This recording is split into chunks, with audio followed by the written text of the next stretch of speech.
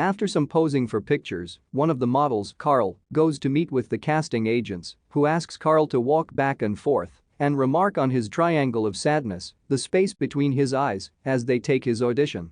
Carl goes to a fashion show where his girlfriend, another model and influencer named Yaya, is walking the runway.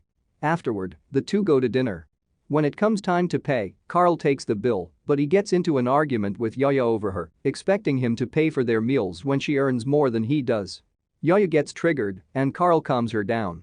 When Yaya offers to pay just to end the conversation, her card is declined, forcing Carl to pay anyway. On their way home, Carl and Yaya continue their argument, going into the subject of gender roles. Yaya states that talking about money is unsexy, while Carl claims he feels used. When their Uber drops them off at their apartment, the driver tells Carl he should fight for Yaya if he really loves her. Carl follows Yaya up to the apartment and gets more upset as they continue fighting. On his way to his room, Carl mentions how he thinks Yaya is a terrible feminist. Later on, Yaya comes into the room. They both speak about how ridiculous the fight is. Yaya admits she is only in a relationship with him for views, likes, and follows on social media, hoping to become a trophy wife. Yaya also affirms that there is nothing more than a transactional relationship between them. Carl promises to make Yaya fall in absolute love with him someday. Some time later, Carl and Yaya attend a luxury cruise for social media promotion, where they are among other rich clientele. The chief stewardess, Paula, orders the crew members to fulfill the guests' absurd requests in hopes of earning generous tips. On the deck, Carl takes some pictures of Yaya for her social media. Carl notices Yaya smiling at one of the shirtless men in the crew.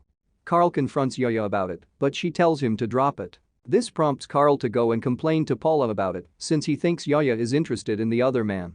Carl spots some engagement rings in the room and asks to look through them, but the price kind of startles him. Paula later tries to call upon Captain Thomas, but he has locked himself in his cabin. The models then go to the dining hall for lunch, where Carl takes more pictures of Yaya pretending to eat pasta.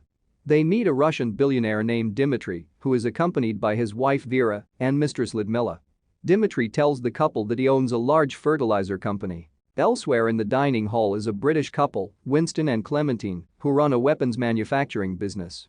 They try to speak to a woman, Therese, but her husband informs them that Therese suffered a stroke and cannot communicate except for one phrase, in den Wolken, which means in the clouds. Later on, Carl notices that the crew member he complained about has been fired. At night, Carl and Dmitry share drinks while watching a lonely businessman, Jarmo, staring at Yaya and Ludmila at the bar.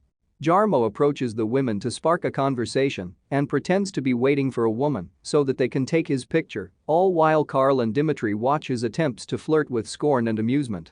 Furthermore, Yaya dances in front of Jarmo, which makes Carl jealous for the second time, but she eventually manages to mend their relationship later at night. The next morning, Carla and Ludmila make their partners take their pictures for social media clout. While Vera is lounging in the jacuzzi when she meets one of the crew member, Alicia, and tells her to join her in the pool, to which Alicia is hesitant to agree to, but since she was told to say yes to the guests' requests, she has no choice but to oblige. The rest of the crew is invited to go in the pool, even though Paula is not comfortable with it, and it is said that the kitchen crew needs to be there or the food will go bad. Still, everyone heads to the pool. The yacht's captain, Thomas, finally comes out from his cabin and tries to cover up that he had been spending his time getting drunk. At night, Paula gets Thomas to sober up and attend the captain's dinner. Thomas welcomes all the guests, and they are seated for dinner as a storm hits the yacht. Not long into the dinner, people start to get nauseous and begin to leave. After devouring exotic and expensive-looking food, Vera vomits in projectile motion and tries to settle herself by consuming more champagne, but fails and pukes even more. Soon, the guests begin puking everywhere, leading to them heading to their rooms where they also suffer from diarrhea. Chaos ensues as the plumbing gets messed up in the midst of a violent storm, sending vomit and feces all around the floors of the ship. Unaffected, Thomas and Dmitry continue to dine without showing concern about what is happening around them. They get drunk and have a hilarious banter regarding their views on communism versus capitalism. Later on, the drunken Dmitry comes to the captain's cabin and declares an emergency call that the ship is sinking, which obviously makes things worse. Not long after that, Thomas also joins him, and they continue the argument over the intercom, while the crew members are seen mopping the puke-infested floors. When the storm rages, the power goes out, leaving the yacht shrouded in darkness. The following morning, pirates appear out of nowhere and decide to attack the yacht. They quickly kill Clementine and Winston with one of their own grenades and end up capsizing the yacht. A few hours later, some of the crews and the guests are washed ashore. Dimitri is suspicious of engine room worker, Nelson, being one of the pirates, and Nelson accuses Dimitri of being racist. Therese, who was wheelchair-bound, now sits in the lifeboat she had washed ashore. When night falls, the group huddles together in Therese's lifeboat. They are startled at night by an unseen creature. Afraid of the scary howls, they run towards the beach, and one of them even lights their last flare out of panic. The next day, the group finds a lifeboat washed ashore. Apparently, a toilet manager named Abigail has been staying inside with a lot of supplies since the accident.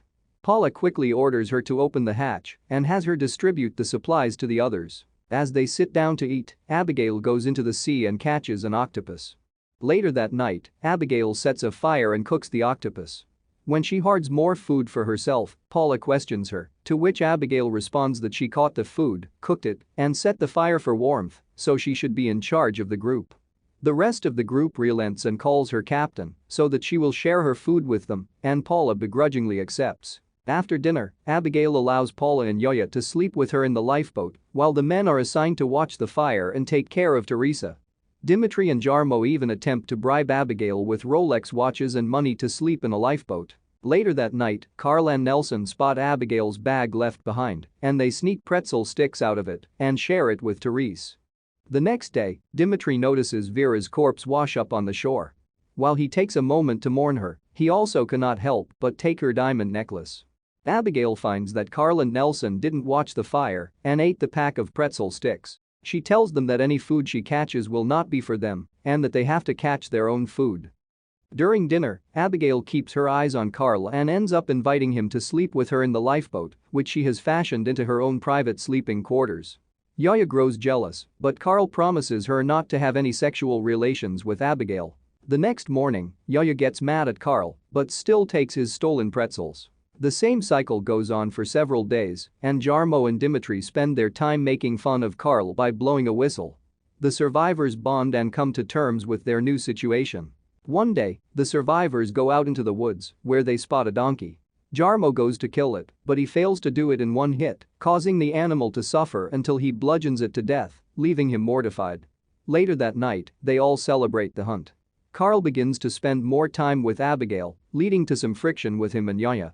She retaliates by kissing Jarmo in front of everyone and walks off angrily. Later that night in the lifeboat, Carl and Abigail struggle to decide whether or not they want their relationship to be public, and Carl is also confused about whether he should break up with Yoya, and Abigail doesn't want to come between the two of them.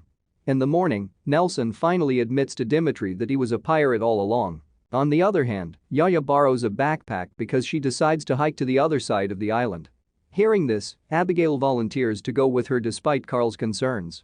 During the hike, Yoya praises Abigail for her work on the island as the self-proclaimed captain.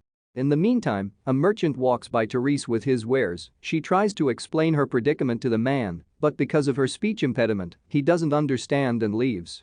After a long journey, Yoya finds out that they've all been camping close to a luxury resort the whole time. As Yoya proceeds to enter resort to get help, Abigail stops and asks her to enjoy the moment.